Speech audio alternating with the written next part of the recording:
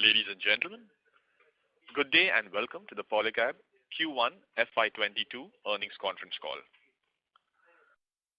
As a reminder, all participant lines will be in the listen-only mode, and there will be an opportunity for you to ask questions after the presentation concludes. Should you need assistance during the call, please signal an operator by pressing star then 0 on your touchtone phone.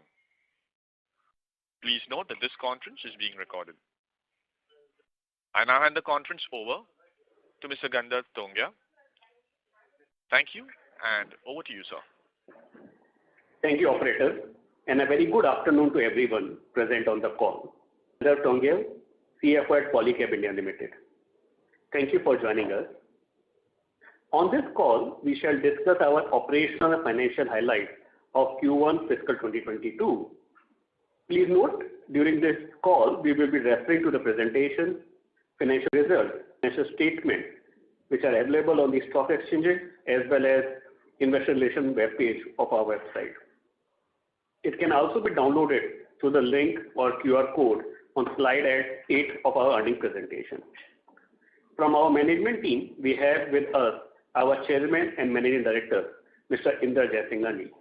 Let me now hand it over to Inder Bhai for his comments. Good afternoon, everyone. First quarter performance has been encouraging despite challenges posed by lockdown in many states. We were able to record much better business compared to last year. We remain vigilant in the managing costs and navigating the volatile demand environment. More importantly, we are progressing well on a strategic agenda and achieving new milestones which will drive transformation over mid to long term. We continue to serve communities and fulfill our purpose of meaningful ways. I now request Gandharv to take you through our earnings presentation. Thank you, Inder Bhai. As you all are aware, the business environment has been very dynamic in the previous quarter. Despite that, we have been able to achieve decent performance owing to resilient business model. On the good side, construction activities continued for better part of the quarter, albeit at a slower pace. All thanks to a calibrated approach taken by government in terms of lockdowns. Project and industrial activity started trending up as case load subsided from its peak. Our learnings from the past also helped us improve our supply chain and production, which remain largely unaffected. Consumer sentiments remain positive, and we believe there could be some pent-up demand in coming quarters. On the flip side, raw material volatility continued. The inflation in our input basket was in low teens during the quarter, and our blended price hike was in high single to just double digit. In mid-June, sharp correction in copper prices caused further complications to an improving demand scenario as dealers refrained from stocking in anticipation of price cuts. Accordingly, inventory levels in distribution channel dipped significantly, with secondary sales tracking ahead of primary sales. Though we believe this is a temporary sentimental setback and primarily will eventually catch up with underlying demand.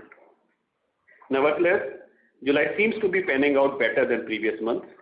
Retail outlets across the market are largely open at the moment and activity is picking up.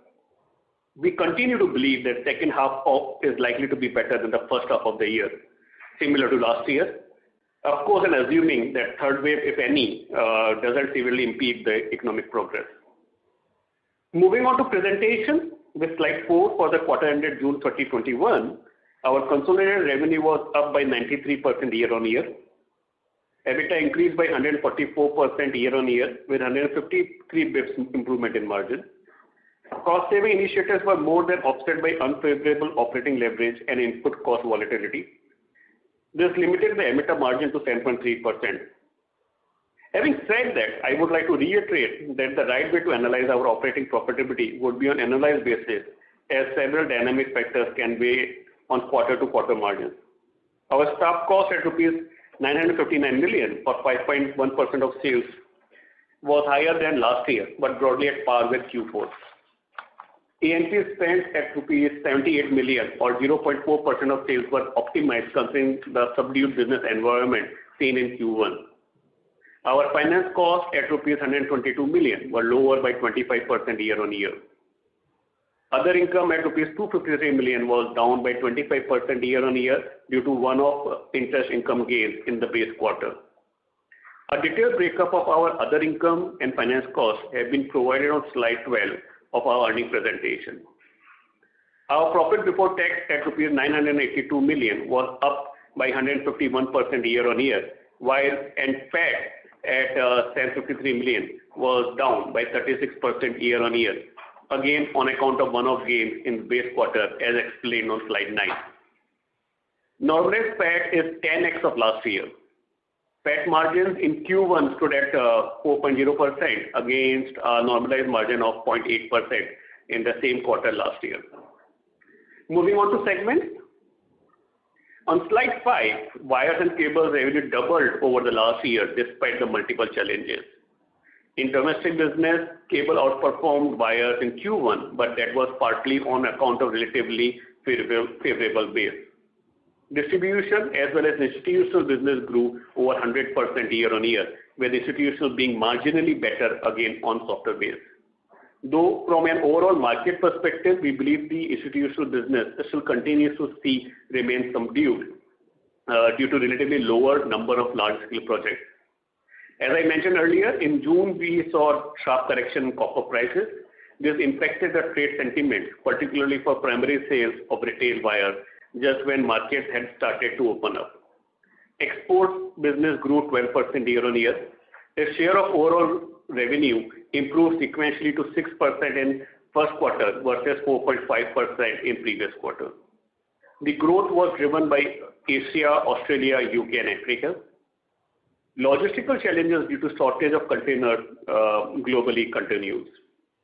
Overall segmental profitability for wires and cables was impacted by raw material inflation and adverse operating leverage. On slide 6, FMEG revenue increased by 39% year-on-year. The business momentum was affected by closure of retail shops across many large cities. Distribution expansion continued with greater thrust on digital marketing campaigns. Innovation-driven product development and improving competitive positioning remain key focus area. We have a healthy pipeline of new products across categories. Fan, which is our largest category in FMEG, grew in healthy double digits. However, lockdowns in April and May, which are key summer stocking periods, impacted for a second consecutive year. Within fans, portfolio mix continued to improve towards premium. Light business grew with higher emphasis on augmenting portfolio across pyramid. Switchgear saw strong growth, however, switches remained subdued. With learnings and success from strategic intervention in switchgear, we are now in process of integrating switches with light business, which will help us unlock synergies through operational advantage and distribution overlap. Solar and conduit pipes saw healthy traction. Overall, segment profitability was largely impacted by adverse operating leverage. Raw material inflation is being counterbalanced by pricing action and cost consciousness. While many of you may be aware of this, but for the benefit of larger audience, I would like to update you all that last month we acquired Silvan Innovation Labs. It is a Bangalore-based technology company focused on providing cutting-edge automation offerings for homes, offices, banks, retail outlets, hotels, and other spaces.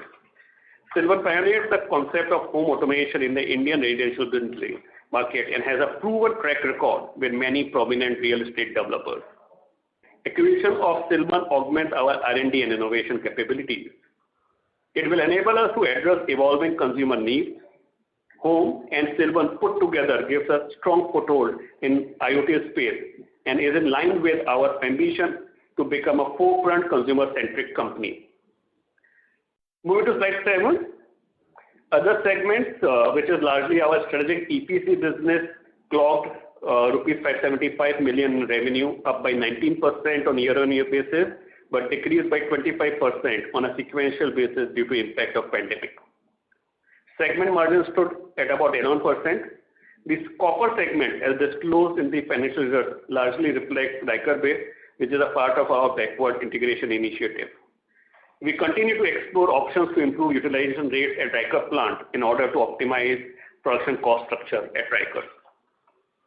Moving on to financials from slide 9 onwards, our net cash position stood at over 6.7 billion as of June end, which was 3.3x of same period last year. Working capital is a mixed bag. While receivables levels have been quite good, inventory levels were higher than normal as we were anticipating better demand scenario in June. Our numeric distribution metrics continued to trend positively. Even during lockdown, we were able to onboard many new dealers, especially on the B2C side. Project Shikhar, which is implemented in 5 markets in its first phase, is helping us penetrate new retail outlets and improve shelf space. This was supported by aggressive digital marketing campaigns, which helped in increasing brand awareness and connect with consumers. These campaigns across digital formats have cumulatively made over 24 crore impressions during the quarter. Project Leap continues to make good progress, and we hope to share some updates in the next quarter. I'm also delighted to highlight that our Power Cable Test Laboratory at Halol is accredited by National Accreditation Board for Testing and Calibration Laboratories, or NABL. It is possibly the only private laboratory in India having a wider scope of more than 4,000 plus tests covering multitude of national and international standards.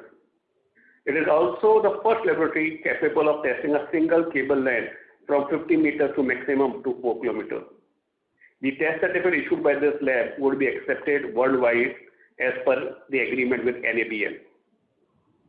Lastly, given the kind of building blocks that we are putting in place and our strong brand equity, we are very optimistic of a stronger performance on top line as well as bottom line in the coming quarters, particularly the second half of the year.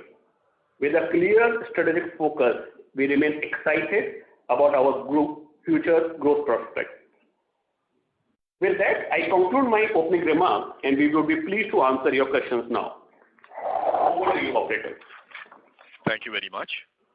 We will now begin the question and answer session. Anyone who wishes to ask a question may press star and 1 on their touchtone telephone. If you wish to remove yourself from the question queue, you may press star and 2. Participants are requested to use handsets while asking questions. Ladies and gentlemen, we will wait for a moment while the question queue assembles.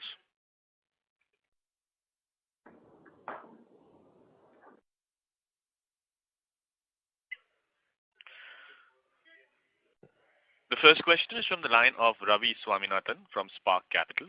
Please go ahead. Hi, sir. Thanks for taking my question. My first question is with respect to the price hike that on a blended basis that we would have taken over the past 6 months in the cables and wires business. Thank you, Ravi. Ravi, you know our business model. In the case of cable and wires business, generally, we revise our price list on a monthly basis. And there are 2 variables which are considered while deciding the price list. One is the increase in average copper LME prices in the previous month. And second is change in the foreign exchange rate. Both were considered even in the current quarter. On a blended basis, the raw material cost would have increased by, in early teens, whereas the price hike which we have taken is just touching the double digit. So there is a bit of a negative delta there, which is also getting reflected in the contribution margin in the current quarter period. Got it, sir. Would we wait for commodity prices to cool off over the next 6 months, or is it likely that we will go ahead and take the differential price hike which is yet to be taken? Yeah, so the model which I just elaborated is essential to our business. So we will continue to follow the same model, but Ravi, you and me have discussed this several times. Our business, what happens is on a quarterly basis, there are at times some dynamic factors which can weigh in on quarter-to-quarter margins. So that's the only thing. But if I were to take an analyzed view, I don't expect any material change in the contribution margin. And if you recollect, even in last year, first half, the contribution margin and EBITDA margin were slightly softer. But in the second half of the year and overall for the entire year, it was comparatively a better number. So we'll have to at times take a analyzed view. But directly, I believe that in quarters to come, particularly in the H2, the numbers are going to be relatively better than what we are seeing today. Got it, sir. And with respect to the FMEG business, so basically there has been a EBIT level loss which has been there. Is it because of the fact of lack of operating leverage because of lower than par turnover, and or is it because of a combination of also delays in taking price increases across products? So you can. You're absolutely right. It's primarily because of negative or adverse operating leverage. One of the reason is the employee cost. Ravi, you would be able to recollect that last year we didn't offer any increment to our employees, whereas in the current year we have given that, and partially it is more like a 2 years increment rather than a single year increment. So that is where the fixed cost for the contract laborers as well as our employees has gone up. Second one is the A&P spend, though it was calibrated, is slightly higher than the base quarter, and which is also getting reflected because A&P is primarily attributable to our B2C business, not to B2B business, and that is where these numbers are located to the segment. So these are the two main reasons: operating leverages because of fixed cost and as well as A&P. On the contribution, there is no significant or material difference. Okay. Got it, sir. And my final question is with respect to the capex, sir. So next 2 years, that is FY22 and 23, what kind of capex we are likely to do? Will it be the 300 crore range per annum? Absolutely. So in the current year, we are anticipating almost 300 crore rupees of outflow. In the current quarter, we would have incurred close to 80 crore rupees or thereabout. Next year, I think it's slightly early to give any guidance. We'll probably wait for a couple of quarters towards the end of the year. We'll come back to you for the next fiscal, but this fiscal, I think, should be around 300 crore rupees broadly. Okay, sir. Thanks. Thank you, Ravi. Thank you. Before we take the next question, we'd like to request participants to please limit your questions to 2 per participant. Should you have a follow-up question, we request you to rejoin the queue. We take the next question from the line of Naval from Emkay Global. Please go ahead. Mr. Naval from Emkay Global, you may go ahead with the question. Yeah. Am I audible? Yes, sir. Please go ahead. Okay. Thank you for the opportunity. Gandharv, I have a couple of questions. First, if I compare your FMEG revenues with the, market leader who also reported numbers yesterday, on a higher base, they are like flattish on 2-year CAGR, and we are like down around 11%. So on a low base also, this is a weak kind of number. So can you elaborate, was this because of regional specific where you are, heavy on West and West was more impacted with Maharashtra for lockdowns, or, there was something else over here? So that is my first question. Thanks, Naval. So Naval, we are, in this business since last 6 years. Comparatively, we are a smaller player. The industry size is almost 60,000 crore rupees. And we did almost 1,000 crore rupees, which is around 1.5% of market share we have across several product categories. Within that, the largest is fan, and fan sales got impacted because of localized lockdown in this particular current quarter. So that's there. And second is, since our base is growing year after year, you would have seen the revenue CAGR is hovering between 35 to 40% over a 5-year period. That is also impacting the overall number. But, on the growth of B2C business, including FMEG and retail wire, we remain positive. The projects like LEAP are also going to help us in augmenting the top line. We are in the process of augmenting the distribution, more particularly on the smaller towns. And in the quarter to come, I'm sure these initiatives, for example, LEAP or Shikhar, would help us in improving the overall top line. That was the distribution side. On the product side, the brands like Home or the Silman acquisition, which we have done recently, would also help us in augmenting the product portfolio, and we would be able to get into the premium product categories because IoT is going to be a premium offering. So overall, looks like that we are here to experience the best of consumer business, both at retail wire as well as FMEG, and we remain positive on both these businesses. Okay. And second question on other operating expenses, although you have given the schedule, so any specific reason sales are down 38% sequentially while other operating expenditure down only 18.5%? So if you want to give your insights, whether this is one-off, and operating leverage will bounce back strongly once the revenue recovers, or there was something else to it? You're right, Naval. Primarily it is operating leverage only, because as I mentioned to Ravi also in the previous question, the increase in fixed cost in the form of employee remuneration as well as payments for contractors was affected from the current quarter, whereas the top line was not necessarily good from that perspective, and that is where it has impacted negatively on the operating leverage. Other than that, I don't think there is any specific line item which requires a specific mention. Other expenses are what we had anticipated. Understood. And lastly, can you give your insights on region-specific momentum in sales or demand recovery, what you have seen in 1Q, East, West, North, South, and how they are trending in the current quarter? So as far as current quarter is concerned, it's too early to comment. It's barely 20-21 days, but sequentially it looks like that the current month is better than the previous month. And the other thing which I should clearly call out is that not necessarily reflective of the overall monthly performance, because not necessarily 20 days would be reflective of the entire month's performance. On the regions, I think South got impacted. Other than South, all other regions have done well. And South, I think we can attribute to the localized lockdown which was there in the southern states. But other than South, I think almost all the regions have recorded significant growth across all the product categories. Got it. Thank you. I'll come back in the queue, and all the best for ensuing quarters. Thank you, Naval. Thank you very much. Thank you. The next question is of Naval Shah from Girik Capital. Please go ahead. Hello. Yeah, hi, sir. Sir, can you give us your outlook on the wire and cables business separately? What do you think about each segment? And also, you mentioned the institutional demand is lower. So just more clarification on that. And just more of the demand levers for the cables business, given the spending by the government is going on. There are a lot of spending happening on the solar park as well. So I assume there will be some new demand coming from that segment as well, and we are leaders.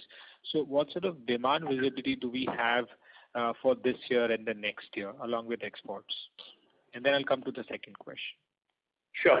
That's quite comprehensive. Thanks for asking. Let me talk about the macro drivers. Cable and wire, if you visualize, are consumed in almost all the sectors. You think of any infrastructure, any new expansion, greenfield, brownfield, any new office, everywhere you will need cable and wire. And we are the only company in the country which can provide all types of cables and wires. And our distributors are well placed to attend almost all the requirements which a consumer would have. The other thing is, generally speaking, we have ability to provide the required material almost there just in time or within a day or two, and that is a significant differentiator between us and our peers in the industry. You are aware about the initiative that the government is taking in terms of reforms. I would not like to spend time on that in this call, but I'm sure you're well aware about that. That will continue to help us in improving the GDP, the overall consumption of cable and wire, and help the sector as well as a company like ours, which is a market leader by far. On the supply side and the GTM side, what we are doing as part of Project Shikhar and Project Leap is we are focusing on increasing our reach, increasing our number of dealers and distributors, catering to the requirements in the geographies where we don't necessarily are present or are currently under index, for example, smaller towns. And both the government initiatives and our initiatives in penetrating the market would help us in improving the rate. You would have already seen our March presentation where we have talked about that cable and wire we expect to grow on a 5-year basis at 1.5x of the industry growth. And it could differ from a year to two, but overall a 5-year horizon, we are hopeful that we will be able to do that, and that is why we are working with BCG under the Project Leap to do that. So that was on the overall, cable and wire. Correct. So now, like, if you look at FY20, we were at like around 7,500 crore top line. Now, and 21 was 7,600 crore. So now here we already have like a 30-35% of inflation built into this when we talk about the future numbers. So what sort of guidance would you give us in terms of, say, by next 3-year period? Where do we see this business reaching, building in the inflation? So this is what we had covered as part of Project Leap when I presented to the investors after the March results. On 5-year basis, we expect that we would be able to touch almost 20,000 crore rupees of top line, where the core of our business will grow at 1.5x of the industry growth. We have factored in the inflation or movement in the commodity prices when we have computed this number of 20,000. But as I mentioned in the March call as well, allow us to come back to you with next level of detailing in the second quarter, where I would be able to give you additional color on these numbers. Okay. So on the cable side, you don't see any sort of problem in terms of your demand, right? Like coming from the new factories being built, or all your demand drivers seems to be in place. We are confident on the growth. India is a multi-decadal story, so it's not only at the company level, even at the industry level, we are confident on the growth. Got it. Okay, fine. Now, in my second question with the FMEG side, so we did around 192 crore top line this quarter, and compare with like in second quarter FY20 also we were around this level only, but there we did not go into loss. So is it that a large part of the price hike is yet to be passed on, and plus, and also we have a larger cost structure compared to the 2 years back, and that's why we have a loss in the FMEG? Yeah, as I mentioned to the earlier participant, it's primarily because of increase in fixed cost, and that is also increase in the employee cost or the contractor cost. Last year we didn't give any increment to our employees, which was given this year, and this was slightly more than which otherwise you would expect on an annualized basis. So that is one reason. The second is the A&P spend has slightly increased, and A&P predominantly is for our B2C business. Of course, B2B business gets a bit of a rub-off effect of A&P, but primarily it is for B2C business. So these are two main reasons because of which the margins, EBIT margins have gone into a negative trajectory. But I'm still confident of the guidance which we provided in the last call, that in 2 years period we should be able to get to a high single-digit EBIT margins for FMEG business. Okay, great, sir. Good to know. I'll come back in the queue again, sir. Thank you. Thank you. The next question is from the line of Rahul Agarwal from InCred Capital. Please go ahead. Hi, good afternoon, and congratulations for a decent set of results. I had 2 questions. Firstly, wanted to understand contribution margins a bit better for Polycab. So to start with, is there any link between copper prices and gross margins? Because, we as analysts try to link that, and quarter on quarter, obviously, as you said, it's better to understand on an annual basis. But overall, is it fair to say that a rising commodity scenario where copper is going up, gross margins fall, and it's vice versa, it's true? Is that correct? Not really. As I mentioned to Ravi as part of his first question, we have broadly 2 or 3 types of businesses within cable and wire. I'm talking from channel perspective. One is distribution, where we factored in previous months foreign exchange rate, USD/INR foreign exchange rate, as well as copper LME, and revise the list price. The second was export business, where the dynamics could be different, where you quote the price and then according to price. And third is institutional, where generally you take back-to-back positions. So these are 3 things which we follow consistently. At times, you take calibrated approach in the pricing, and this is what was done in the current quarter as well. The increase in raw material cost at the basket level was almost in early teens, whereas the price hike which were taken in the current quarter was just touching the double digit, and that is where you can see a delta or a negative delta on the contribution margin. But generally speaking, on annualized basis, we have not seen significant difference in the margins, and that is what is important. And the other thing is, at times there is a mixed change. If you are attending customers which are far away from your plant, you end up incurring some additional freight costs. And if there's an increase in the export business, which is generally there in few of the quarters, the freight incident also plays in. So there are a few dynamic factors, but Rahul, we are aware about this. We are probably the largest consumer of copper in India, and we have pricing ability to price the copper at the most appropriate time, and that is where we don't generally see any significant risk because of the risk management framework which we have in place. Correct. So fair to say that the normalized level of 25% obviously comes back as and when the entire pricing thing is passed through, and overall we see a normal sale environment in India. Broadly, we should be back in terms of cable and wire. Gross margin should be back to normal levels. Fair to say that? Absolutely. Okay. And second question was on inventory. At 2,600 crores looks very higher than normal for Polycab given the history. And debtor at 900 crores obviously looks very low versus history, versus normal levels. Could you help us understand this change? Yeah, so both of these numbers are not sustainable. Let me deal with receivables and then I'll come back to inventory.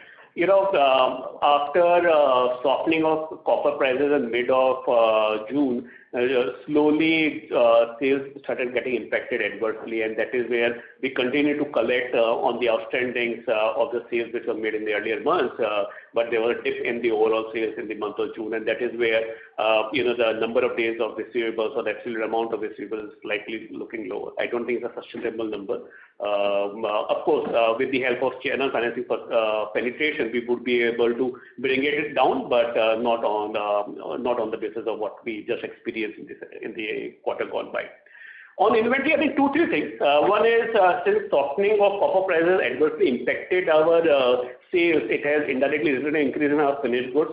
And second is we were expecting, and we are still expecting, that in the quarters to come, we will have uptick in demand. And this is what, if you recollect the experience even in last fiscal, where the Q2 was better than Q1 and H2 was better than H1. So that is where there is slight aberration in our inventory levels. I mentioned in earlier quarters as well. Inventory continues to be a focus area for us. We learned that during the IPO phase as well, that working capital is the area where we can do better, and I firmly believe that we can do that better. In the quarters to come, we should be able to normalize it and have a better handle on it. So there is no case of, obviously there is some build-up because of temporary issues, which will obviously normalize over the next 9 months. And broadly, there is no case of inventory write-offs, right? It's never happened in the history, right? Never ever. Okay, perfect. Thank you so much. All the best, Gandharv. Thanks. Thank you very much. Thank you. The next question is from the line of Devansh from SIMPL. Please go ahead. Hello. Yes, sir. Thanks for the opportunity. So just wanted to understand on two opportunities. One is EV cables, and second is the telecom cables, which can be for 5G next year. So in both, if you can just elaborate on the technological preparedness and the manufacturing preparedness as of now, and how are we, seeing this opportunity, and what is the kind of interest that we have in participating in these opportunities? So I'm sure you would have heard of the telecom division which we have. We already have optical fiber manufacturing facility, and we have executed several projects, one in Gujarat, another in Bihar, on optical fiber. We are slowly and gradually expanding on our telecom footprint. These are early days to give you any specific guidance, but we remain positive on the overall growth potential of this particular vertical. And as I mentioned as a response to one of the questions, I think by the second quarter we should be able to come back to you with nitty-gritties of few of these items where we can give information publicly. Okay, sir. That's it from my side. Thank you. Thank you very much. Thank you. The next question is from the line of Atul Tiwari from Citigroup. Please go ahead. Yeah, hi Gandharv. Thanks a lot. Again, one question on margins. I'm just trying to understand the sort of volatility that we have seen in this quarter. So from the time when this commodity rally started, okay, how much your RM costs have gone up in percentage terms, and how much price hikes you have taken, and how much more price hike you need to take to kind of fully pass on everything. So that is one. And if you could just kind of walk us through that, why did company not take enough price hikes to kind of maintain, say 11 or 12% kind of margins? So why was there a bit of a mismatch? I mean, we understand that on a full year basis the mismatch will be kind of made up, but why it could not happen during the quarter? What was the operational issue or static reason behind it? So probably, Atul, you'll feel like I'm repeating what I mentioned to another participant, but in the current quarter at the RM basket level, the cost price increase both of copper, aluminum, and other raw materials put together was in low teens, whereas the price hike which we have been able to take was almost touching the double digit, and that is where there is a negative contribution delta which you are seeing in the P&L. Now, the specific in the current quarter, what happens is when you are working in a dynamic period where you want to manage both profitability as well as top line growth. At times, you take decisions of balancing the two with an assumption that higher sales will help you in getting better margins at the EBITDA level. What do I mean by that is if I am able to increase the top line, I would be able to utilize my plant more effectively. That would mean that my fixed cost absorption would be better, and that is where the EBITDA margins would be slightly better. So it's a play between contribution and EBITDA, and at times we do that. And this quarter was also one of those quarters where the pandemic impacted several of the geographies. We have all types of cables. We have retail wires as well as we have cables which are used by industrial houses, B2B products and all that. So all of those reasons have affected the margins slightly in the current quarter. But as you would have seen even in the last year, the H1 margins were slightly lower at EBITDA level. But on annualized basis as well as if you consider the H2 margins were better. So we are still confident of going back to our normal margins as we progress in the current quarter. Okay, great. And just one last one. What would be the number of dealers and distributors and the retail touch points that the company is reaching now? And what are some medium-term targets on that? And how much of that channel is now covered with channel financing? That is my last one. So we are around 4,000 odd dealers and distributors at the country level and around 165,000-170,000 retailers. In terms of channel financing and cable and wire, we are hovering around the same percentage of 65-70. However, in the case of FMEG, we have been able to make some progress there, and now we are hovering between 25 to 30%. We are hopeful that in FMEG we will be able to further penetrate channel financing and improve this by the end of the year. Okay, great. Thank you. And that's all. Thank you. Thank you. The next question is from the line of Charanjit Singh from DSP Mutual Fund. Please go ahead. Yeah. Hi, sir. Am I audible? Yes, you are audible. Charanjit, please go ahead. So just one thing. One, in terms of in our overall business split, what is the proportion which is coming from the institutional segment? In terms of general, price hikes, when we talk about in the institutional segment, at what pace it follows? Is it coming with a big lag? Because generally in the other normal channel, what we've seen is that pricing is being passed on at a very rapid pace in the cables and wire segment, especially. So how the pricing mechanism works, especially for the institutional side? Thanks, Charanjit. That's an important one. So generally around 85% of our business is distribution and 15% is 85 is distribution and 15% is institutional.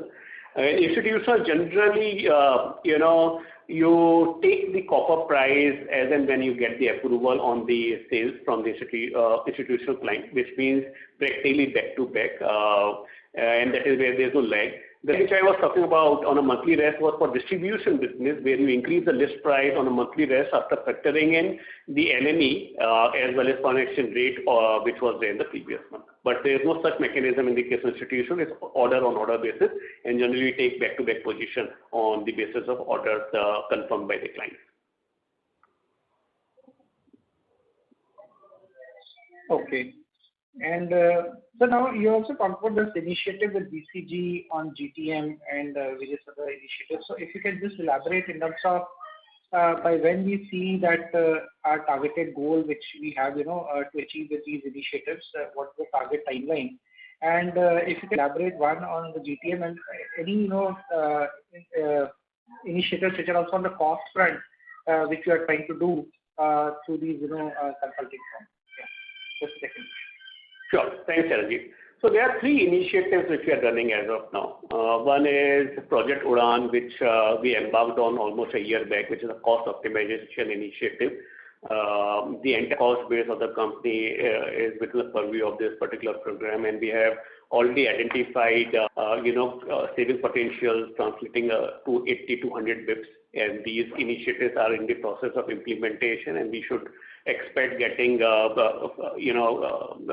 credits to our P&L accruing over the period of 1 or 2 years. That was the first on Project Udan, which is cost optimization. The second one is LEAP, which is a multi-year transformational program. The end objective is to get to 20,000 crore of top line by the end of fiscal 26, which is 5 years, and which is slightly more than double of what we achieved in fiscal 21. This covers almost all the facets of the organization, not only GTM, how we are going to shape the B2B, B2C, what type of process we will have, what type of digital footprint we'll have, what type of organization we'll have, what type of new product categories that we decide to enter into we will get to. And in the March quarter, I had mentioned that by Q2 of this year, we'll come back to all of you and highlight the progress. And the third one is Project Shikhar, which is, again, our distribution program where we want to penetrate identified geographies and ensure that we are able to get higher share of wallet or higher share of sales from the identified distribution targets, which primarily would include channel expansion, having engagement with the influencer and the experts program. And this program will cover almost 300 cities in next 2 years or so.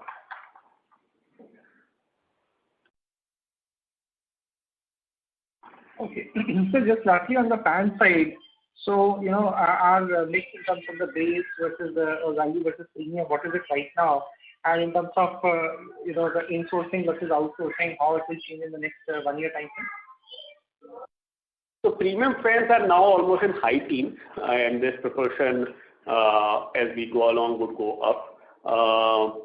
Most of the fans are getting manufactured in our Roorkee facility. We are also in the process of augmenting fan manufacturing facility, and another facility is getting erected in Halol in Gujarat and expected to be operational later in the current year.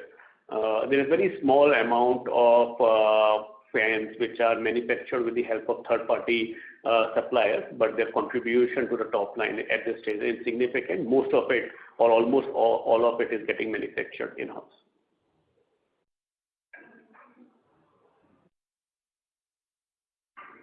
Okay, so that's all from my side. Thank you.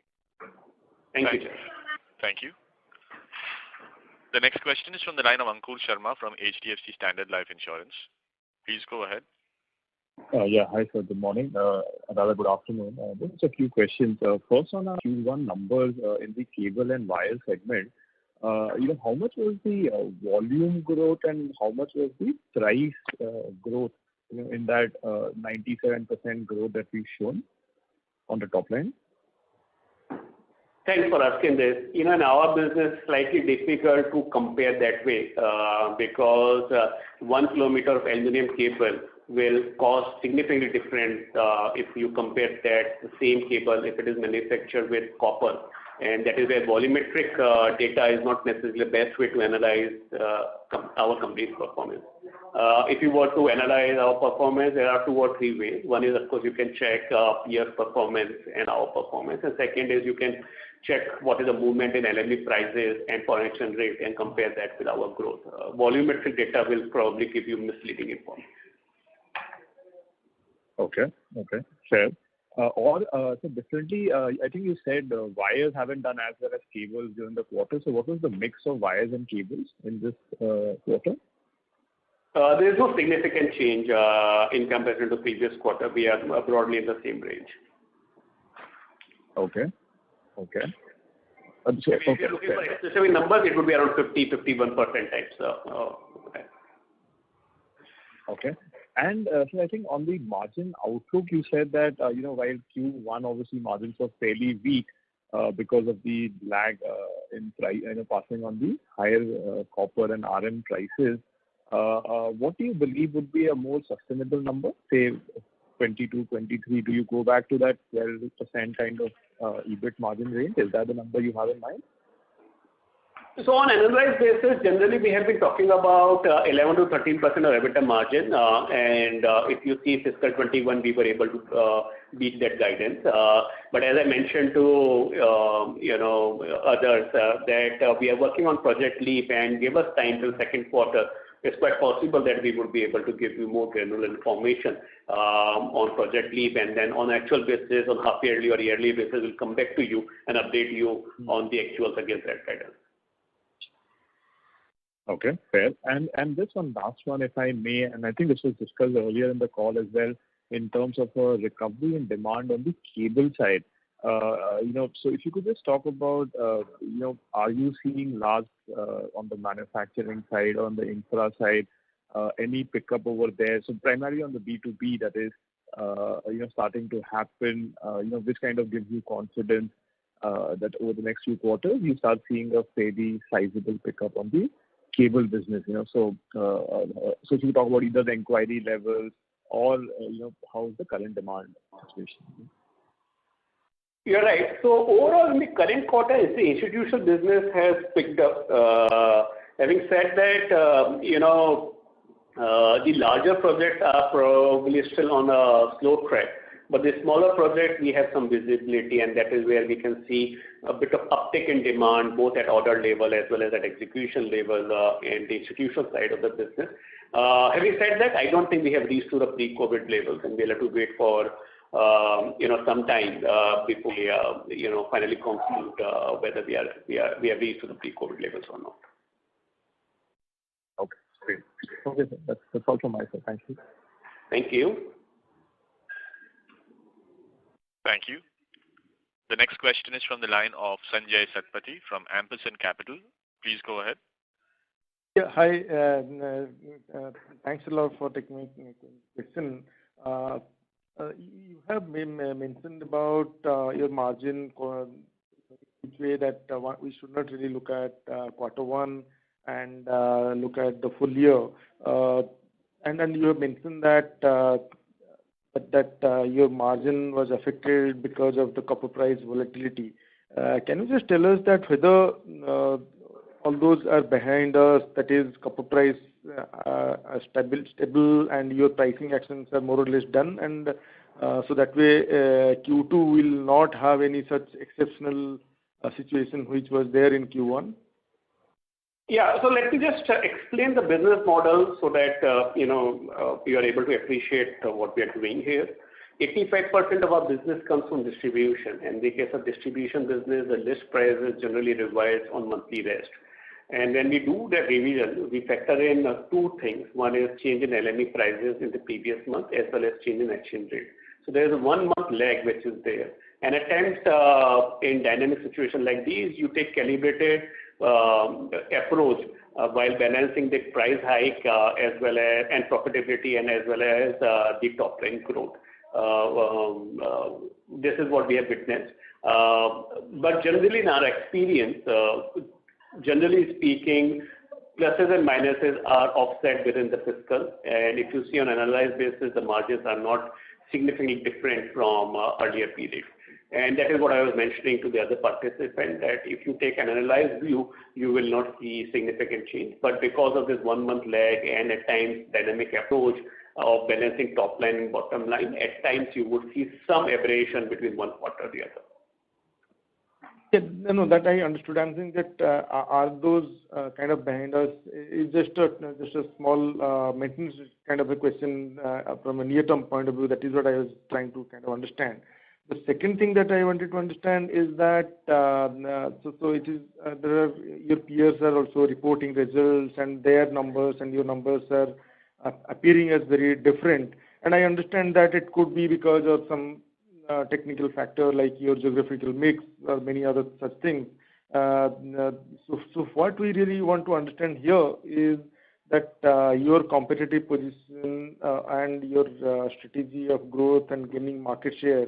Are you confident that you'll be able to kind of silence your critics or whatever you say sometime very soon, and you're fairly confident that you are doing better than your peers because you have a superior business strategy in terms of growth? Thanks for highlighting that. So as I mentioned in my opening remarks, we remain absolutely confident and comfortable on our strategy and execution. We have any which way highlighted our ambition under Project Leap, which is 20,000 crore top line in 5 years from now, and growth in one particular product category of 1.5x of the industry and another product category of 2x. And I have no reasons to doubt our ability to achieve those numbers. Okay. Thanks a lot. Thank you. Thank you. The next question is from the line of Bobby Jairam from Falcon Investment. Please go ahead. Hi, could you talk a bit about how you're going to penetrate the FMEG market categories like fan, given larger players like Havells and Crompton's are already well established? So what's your strategy? Is it pricing led or product led? If you could talk a bit about that. Thank you. I'm sure you're aware we are already in top 6 or 7 in fans. We poured into this business 5-6 years back, and since second or third year we are EBIT positive in fan business.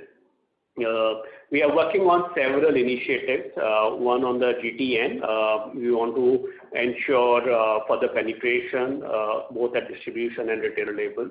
Second is on the availability of our products across different pricing pyramids. Third is in-house production, which gives us confidence on the quality as well as the value for money for our consumers. You will be pleased to know that our field returns in fan are lowest in the industry because of the quality, stringent quality parameters we have in place. And the another important thing is the recent initiatives both on the IoT side through Silvan and Home and the e-commerce initiative where we want to get to the next generation of the consumer. We are extremely positive on the uptick in the demand in the fan business for our company. What is the IoT fans or appliances? What differentiates that from the products in the market? This is a complete basket of offering where app-based products are available, which can be operated with the help of app or with the help of web. And this is not only restricted to fan, almost all the products, whether you think of water heater, you think of lighting or fans, almost everything can be operated.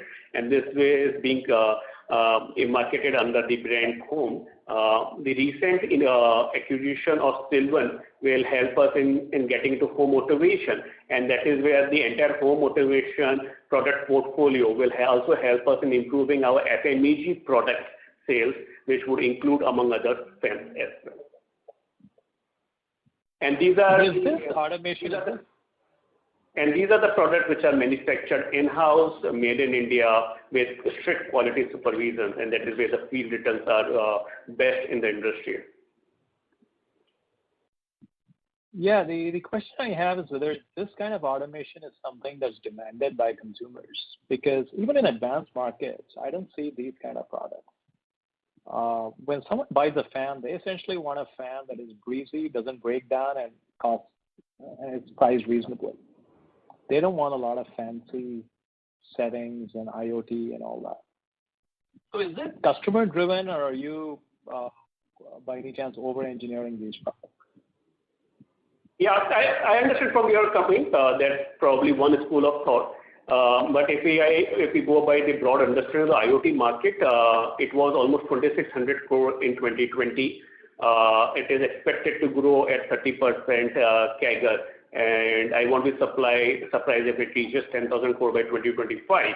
and it could very much continue, if not what trajectory in even after 2025.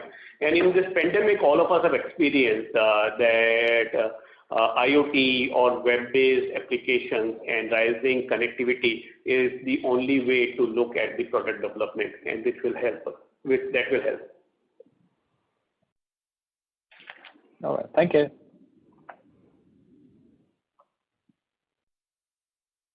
Thank you. The next question is from the line of Kedar Kelje from Fortress Group. Please go ahead.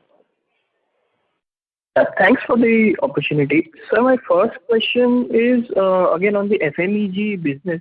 So if I compare your Q1 FY21 revenue, that was about 137 crores, and we have almost done 20-30% higher revenue. So actually operating leverage should have been much better as compared to Q1 last year. So why is it that our loss has more than doubled at the EBIT level in the FMEG business? You're right. The absolute amount are slightly misleading because of the base. But if you see the type of organization which we have in place for FMEG and the increments which we have given, that is where the operating cost has gone up in Q1 last year, and that is where you can see the EBIT margin negative trajectory. The other thing which I should specifically call out is A&P spend, which has moved over the period. For example, we used to incur IPL spend, which got reflected in few of the quarters P&L. In this particular quarter also, we have incurred some A&P spend, which is getting reflected in the P&L of FMEG business. On the base quarter, the A&P spend was almost negligible. Okay, sir. Thank you. Sir, second question is on the EPC business. Sir, on the other segment, that is the EPC. So are you confident of maintaining this revenue run rate in EPC, and the margins, will it be stable at around 11-12%? So EPC is not a core business for us. We do it as a natural extension of cable business. It is not focused. We are cognizant of the fact that we are not an EPC company. We are a B2C company. Whatever small business we do as natural extension of cable and wire, we are hopeful that we will be able to continue with high single-digit, low double-digit type margins. Okay. Thank you, sir. That's it. Thank you. Thank you. The next question is from the line of Rajesh Kothari from Alpha Accurate. Please go ahead. Good afternoon, sir. Sir, I have two questions. One is there any inventory mark-to-market losses in this quarter? So there are no mark-to-market losses because we follow hedge accounting. In the case of hedge accounting, if there are hedging relationships which are established, then it is accounted under OCI. And that is where there is no significant impact. But on a generalized basis, always there will be some ups and downs because the inventory is linked with LME, and in any of the month and quarter end, there will be movement in LME. But there is no significant one-off in the overall mark-to-market or hedging accounting in the current quarter. So since you are saying since it is already hedged and therefore it doesn't impact the margins, then why the higher raw material prices impact the margins? I'm a little bit confused.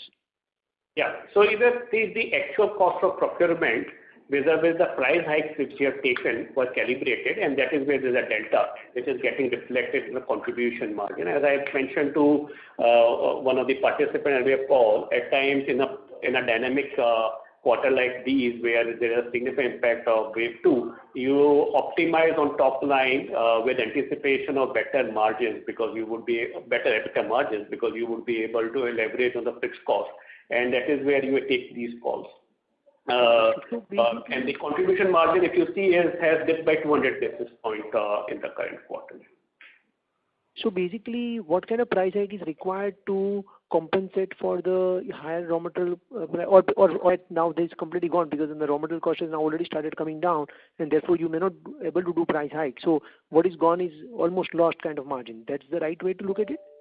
And that is why I highlighted in earlier responses as well that in our business it's best to see on annualized basis, because there would be some pluses and minuses, and overall on a 12-month basis, we are generally able to maintain the contribution margins. If you see last year for that matter, the first half EBITDA margins, if I'm not wrong, were around 12% or thereabout, but in the second half it was 14%, and that is how the overall margins are comparatively maintained on an annualized basis. No, that I understood. What I'm trying to ask is a little bit different. What I'm saying is that the raw material cost has increased, but you are not able to take the similar kind of a price hike due to whatever reasons. So what was the difference? That's point number one. And point number two, that's about 2%. It is getting reflected in contraction and contribution margin.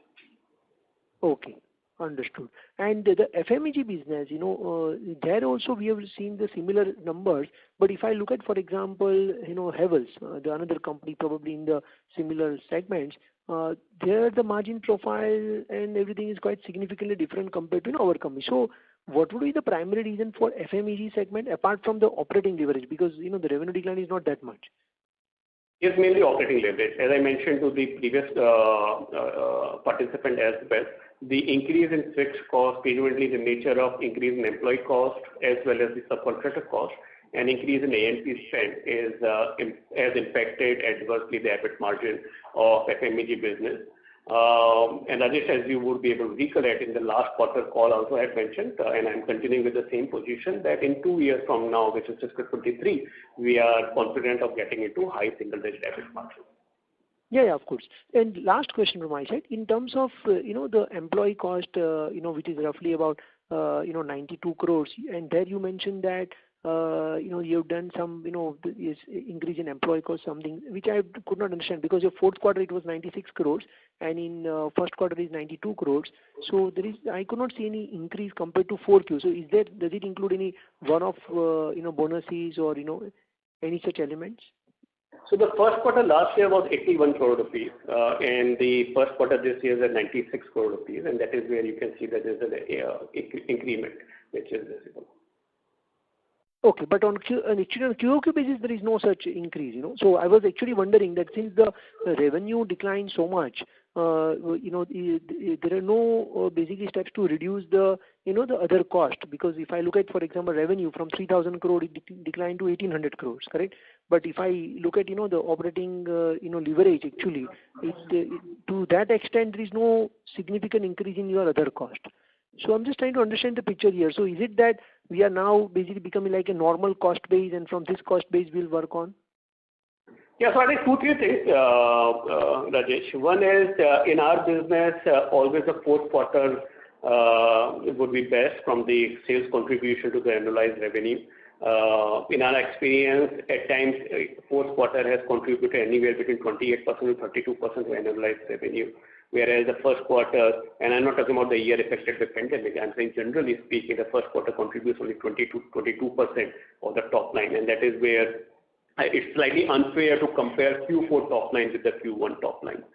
The second thing is, in the fourth quarter last year, there were some incentive provisions which were accounted for, and the details are this, that in the first quarter of June 20, we decided not to give any variable pay to our employees considering the pandemic, but considering the performance of the company on an analyzed basis, management decided to continue with the variable payment, and which was accounted for in the fourth quarter. So there are a couple of such one-offs, including Ind AS 19 adjustment, like gratuity and leave encashment.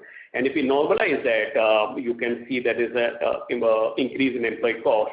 For example, June of 20 was 81 crore rupees, and June of 21 is almost 96 crore rupees. And specific whether we have these to the normalized cost, yes and no. Yes, because we are there, but on no, because as I mentioned to another participant, we will continue to make investment on our go-to-market strategy. We will continue to expand on distribution, penetrate the market where we are currently under index, and for that we will need additional working hands, and we'll make that investment. We will not shy away from making those investments. Great. Wish you all the best. Thank you. Thank you very much. Thank you very much. We'll take that as the last question. I would now like to hand the conference back to Mr. Gandharv Tongia for closing comments. Thank you, participants, for taking out time and attending this call. In case if your questions are not attended, please feel free to write to us at investor.relations@polycab.com, and we will be pleased to attend your questions. Thank you. Thanks a lot for your time. Stay safe and take care. Thank you very much. On behalf of Polycab India Limited, that concludes this conference. Thank you for joining us, ladies and gentlemen. You may now disconnect your lines.